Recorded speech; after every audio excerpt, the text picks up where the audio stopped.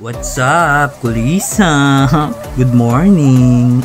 For today's video, magluluto tayo ng minudilyo. Tawag ko dati dito giniling, yung may sarsa, yung may patatas tsaka carrots. Game! Simulan na natin. Kailangan natin dito sibuyas at bawang. Kailangan natin ng pork. Kailangan yung giniling.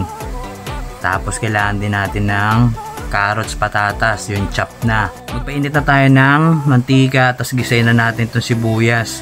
Isunod na rin natin itong bawang. Yan, gisa-gisa, halo-halo. Tapos sunod na natin itong giniling. Spread out natin. Spread out!